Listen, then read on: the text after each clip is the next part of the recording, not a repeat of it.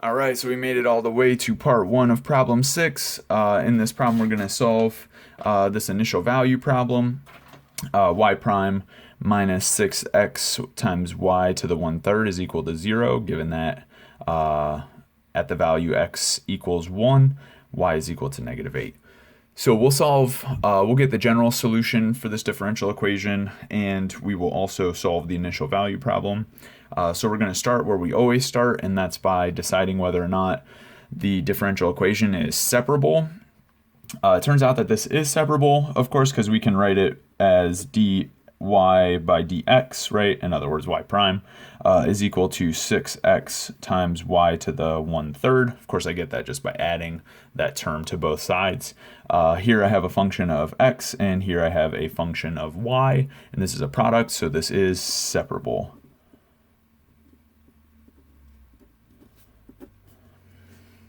All right, so since it is separable, what we're going to do is use our integration technique to solve it. So I'll just divide by y to the 1/3 on both sides and multiply by the differential dx on both sides to get the differential form for this equation. This will turn out to be y to the -1/3 dy is equal to 6x dx. All right, so this is our differential form for the equation, and at this point we just want to integrate both sides with respect to the appropriate variable. And so on the left side, it's just a power function, so we're going to get, we'll add 1 to the power to get 2/3 for the power, and then this will give us 3/2 y to the 2/3, technically plus some constant, but I'll just push that to the right side. On the right side, I'm going to have a 3x squared plus some constant. And this constant c1 is coming from the arbitrary constant from the right side, and then also minus the arbitrary constant from the left side. But okay, I wrote c1 because I'm just going to multiply by this 2/3 here to get rid of that factor. Not that it needs to be done, but it can be done and makes it look a little easier. So here's y to the 3/2. I multiply by 2/3, so I'll get a 2x squared plus some constant, and this is my general solution to this differential equation. And notice that it is an implicit solution, not an explicit solution. So in this case, we actually can't write an explicit solution, and that's just okay. So to solve the initial value problem, we will get an explicit solution in this case. All right, so we want to solve this initial value problem, right? We're going to make y at x equals 1 equal to -8.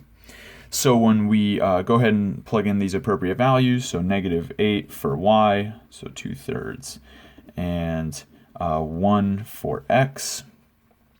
Now all we need to do is solve for this constant to get a specific solution to this differential equation.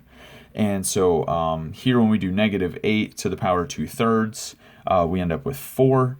And when we do 2 times 1 squared, we get 2.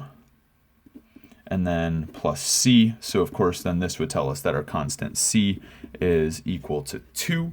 And we're basically done at this point. We see that y to the 2/3 should be equal to 2x squared plus 2. And actually we can do one better here because we can take the 3/2 power of both sides and just make sure that we correct for the sign. We knew that y was negative at x equals 1. So we just got to make sure that that happens in our specific solution, our explicit solution. So this would give us 2x squared plus 2 to the 3/2. If you think about it, this quantity can only be positive because we first take the positive square root and then cube it.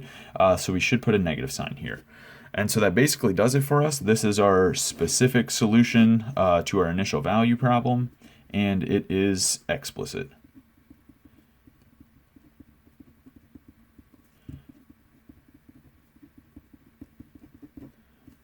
All right, cool. So that does it for that problem. We'll move on to the second part and finish it up.